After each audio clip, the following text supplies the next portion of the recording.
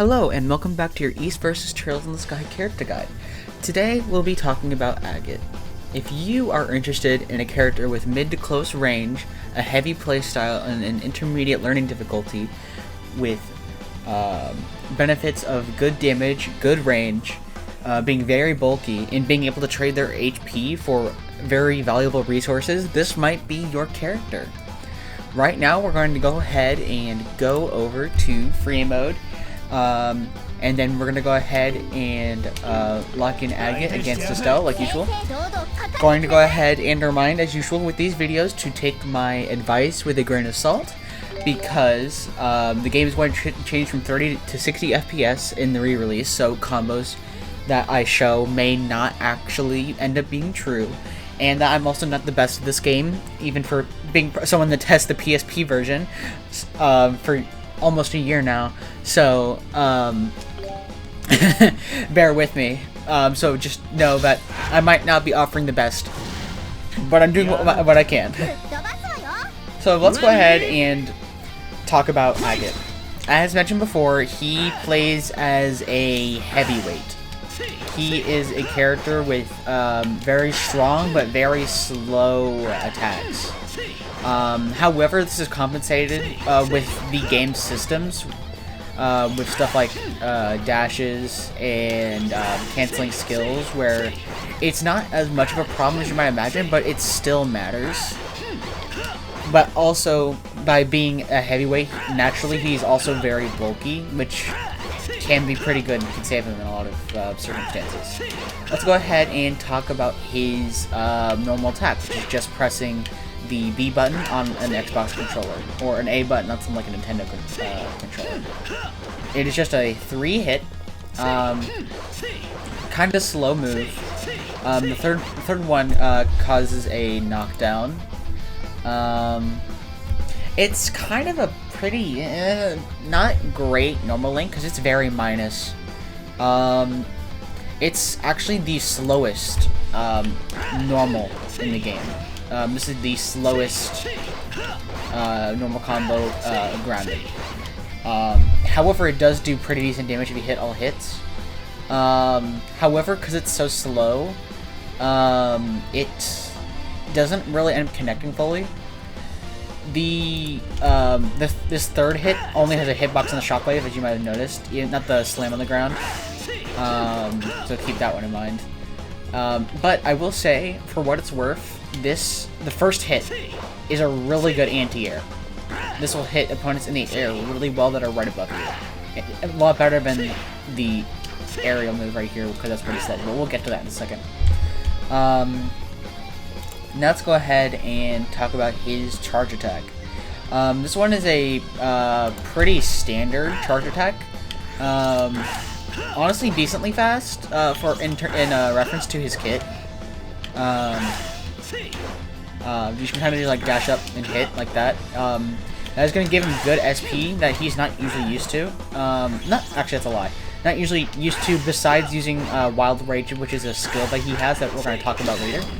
Let me just use up my SP because I have a reason to showcase something a bit later. Okay, that's good enough. It's pretty standard. And this is a way, obviously, to give himself resources without sacrificing his HP. Next, we're going to go ahead and talk about his air attack. Now, this is a pretty decent launcher. It is just one hit. It picks up off the ground a fair good bit, but like not good enough where you could run up and just do this. You'll probably have to do an ATD or a homing dash, which is again a pretty hard trick to time on 30 FPS. Might be easier on 60. It might be harder. Don't know yet. But this is a way you can get it to work out. It does pretty decent damage, just like the rest of his kit. But it can be pretty slow if you're doing it as like an anti-air like this. This is really good as an anti-air.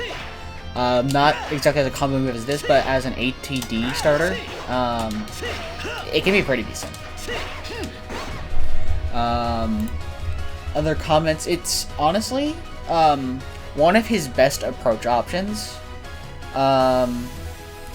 if you use the homing dash, because it's useful on combos. Obviously, don't have most moves on hands to actually like show how it's so good in combos. Yeah, as you saw just right there,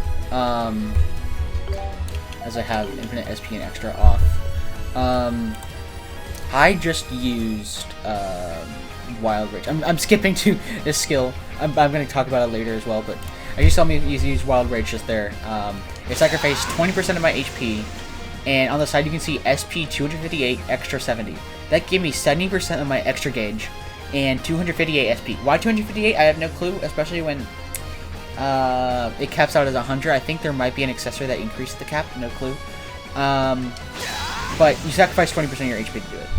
We'll continue on about how that works better later. But for now, we're going to go ahead and talk about the falling attack, which is going to, on the first hit, do about 140, and then on the shockwave, it's going to do half the damage, so it's going to be like 70. If you do it really low, like with the ATD, it will, if you do it too low, that second hit will not occur, I believe.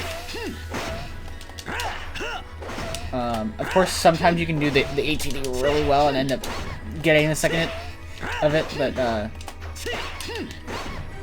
like, I've been constantly for some reason. But yeah.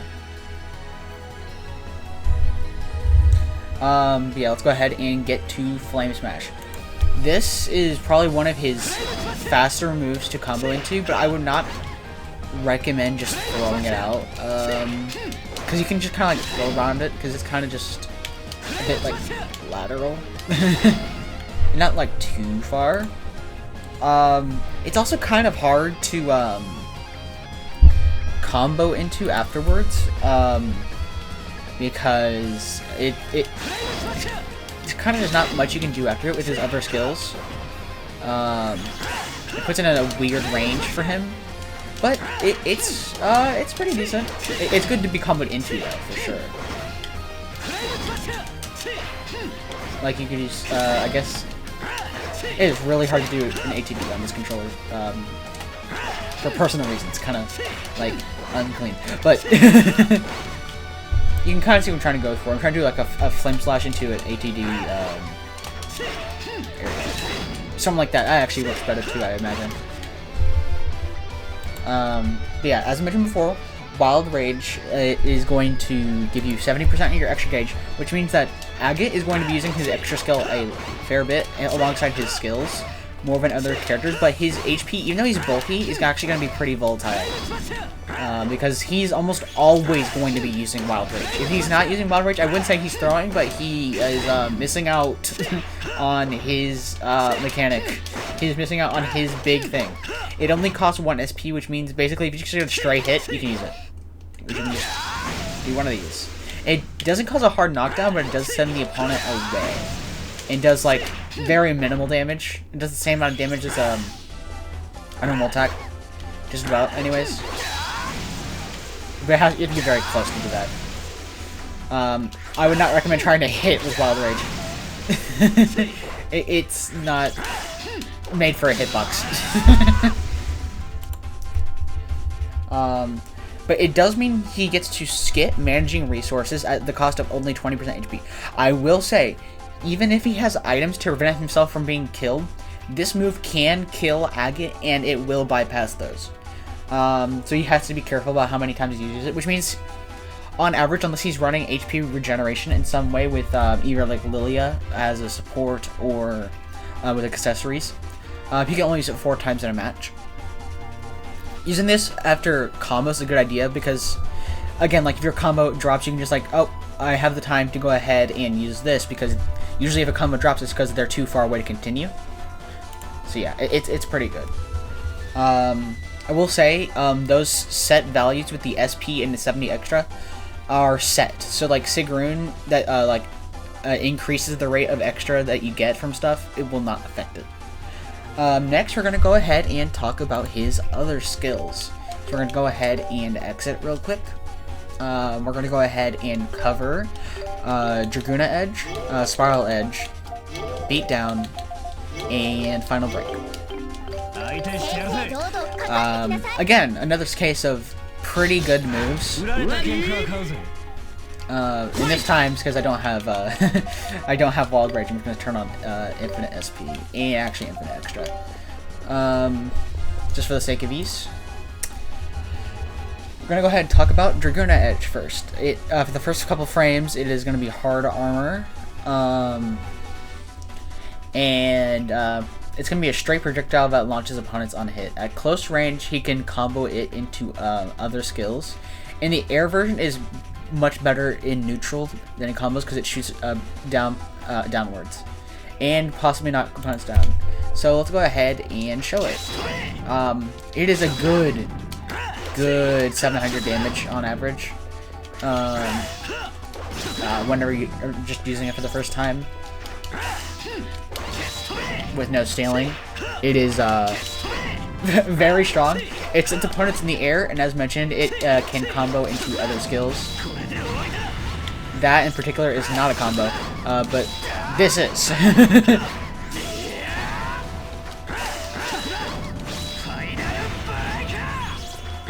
Actually, it might be a combo. It's just not talked about because this move is not as good as another move. That's on this page I'm gonna show you. But yeah, that's Dragoon Edge is pretty good. And I should also say that Dragoon Edge has a 3% burn chance. And on emulation of the PSP, which it's probably not going to be the case on the re-release. If you have Shara's assist, the aerial version doesn't work. Speaking of which, I didn't show the aerial version, so aims downwards, as mentioned. It does have a very, very slight bit of auto aim. Very slight. You can like tilt it and you end up going on it. But yeah. Either that or I might just be good at aiming. But it sure feels like auto aim. Anyways, Spiral Edge, which is a very weird gimmicky move in terms of how it's like ranged. So the first hit is going to pick up the opponent, and then the second hit is going to like go towards him and do a lot of damage and hit projectiles. It is a very hard move to combo. If you are able to hit all the hits, it's very good. If you're able to only hit the first few hits, it's actually going to do piss poor damage. It'll only do like 100, but if you hit the whole thing, you can get like 800, 900 damage in. It is good. It's a good combo extender, I'd say, but it's also a good combo ender as well. It's very weird, but it can be comboed from a dash attack into something like that. It's just a very good, just 1,000. You can see that the aerial version of Spiral Edge is kind of more generous in how it moves. You can see from like the grounded, it's kind of like more. It kind of goes further, but for Spiral Edge, it kind of just like a bit like a rounder arrow of like movement. He's kind of like going up a lot and then down a lot, where on the ground he's kind of just going forward. And you can see, like, in most instances with Spiral Edge, the issue with it connecting is they go kind of not far enough for Spiral Edge. Which is why the aerial version of the charge attack, or just like a dash attack,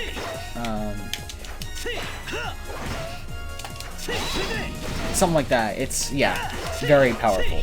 Next up, we're going to go ahead and talk about Beatdown. In my opinion, probably one of his best moves. It's going to be his main combo ender. However, there are some instances of ways that you can make this into a combo tool. The entire thing has hard armor, meaning that doing it, he's kind of not going to get much confrontation in doing it. If you hit him, if he hits you doing this and you try to get a straight hit in him to stop him, it will not stop him because he has hard armor. And it does a very massive amount of damage, but it's very predictable if you're just throwing it out. So he has to like very much get into the advantage state, which is hard for him to do, to throw this out. But once he does, it's strong. It is very strong. And on the ground, it is a combo ender. However, in the air, for some reason, as you've noticed, for the final hit knocks the opponents away. If you use Beatdown in the air, which is much harder to hit, the last hit will actually send them closer to him. Which leads into combos, that's for sure. If you have the SP for it, you are probably gonna have a hard time finding the SP for it. However, it's very true in a lot of instances. But yeah, let's go ahead and talk about Final Break. This is gonna be a pretty strong, just damage-wise move. This move is kind of just, it's not terrible, but however, this move is strong enough that this will guard break. There's so much damage in one move that if they are guarding, and not flash guarding, the shield is gone. that looks like a dead shield to me. Can be iffy to combo in like corners. It can just like straight up just like not work. As you see me the case multiple times. Which is why I personally don't actually recommend it. But if you are trying to like run like Verdio and Chris,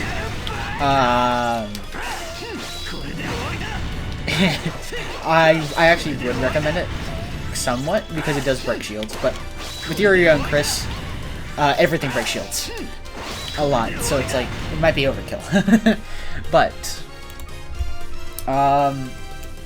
the air version is only active upon landing, so like those first hits are like,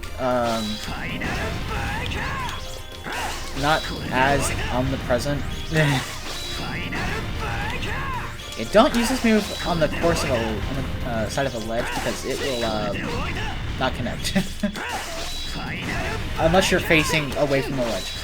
It's like, you do something like this, then it actually gonna work. This is untrue as hell, but, yeah. Let's go ahead and talk about his extra skill. One of the easiest extra skills in the game to get due to Wild Rage. This is going to be Dragon Dive, which has a very wide range, and sometimes, due to how long it takes, resets the combo. Which means your scaling will end, allowing for a lot of combo potential. It is very easy to be comboed into and very easy to combo out of. Especially because the move will bring you towards the opponent, if it's one opponent. But you get to like kind of like, direct yourself towards where you want to go after the attack. So usually you want to go towards your opponent so you can continue the pressure. It is a very good extra skill. And does a lot of damage.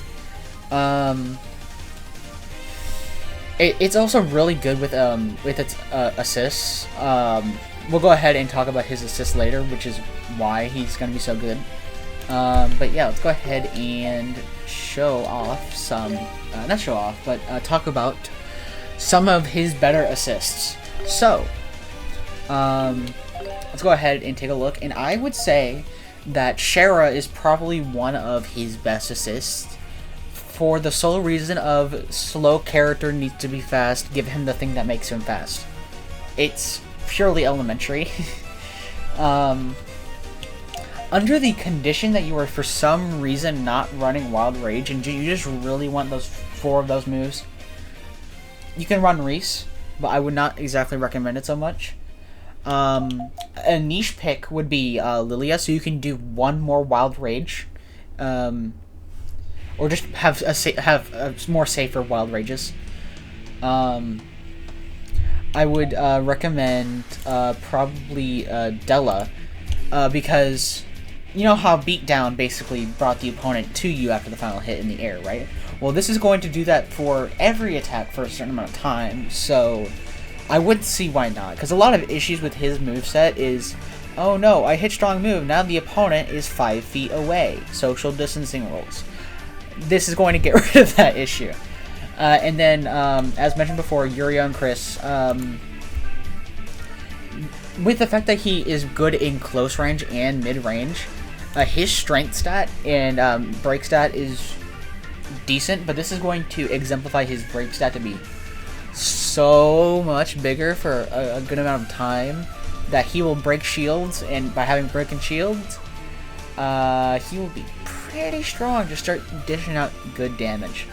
Now let's go ahead and talk about his drawbacks and why he's not exactly as good as a character as I might be describing him. As mentioned before, we wanted Shara because he is super slow. Besides movement speed, which he actually has a decent movement speed, it's like a below average. He has the slowest attacks in the game, so his neutral and combos are tough to actually get going. And then he has issues with tricky resource management. With Wild Rage doing 20% to his own health, it is easy to accidentally kill yourself. So it must be pretty well planned out on how you want to spend your resources. Another issue with him is, I would say that this issue is actually not as apparent as it may seem, but with his slowness being a thing and some other issues with him, he's very assist reliant. He needs his assists to be a lot better. For some other characters, they can work just fine without their assists. With him, he can still work okay, but he's noticeably not as good as other characters without their assists. But with assists, he's actually very good. That's the case with every character too. So it's like, do you like worry about that? So that's up to you. And then for people that are running accessories or in tournaments that have accessories, he has some of the lowest AP caps. So he actually has a lot of customization like limitations. But yeah, that is going to go ahead and cover it for the Agate video. If this video made you want to play Agate, that is great. That is exactly what this video is for. If you ended up watching this video and you think, I actually don't think I'm interested in Agate, I want to still thank you for watching till the end, because by watching more, liking, and commenting, it is going to bring more attention to the videos, which might get more people into the game, which is always good. So, thank you for coming by, and we'll see you next time with the next few videos. See ya!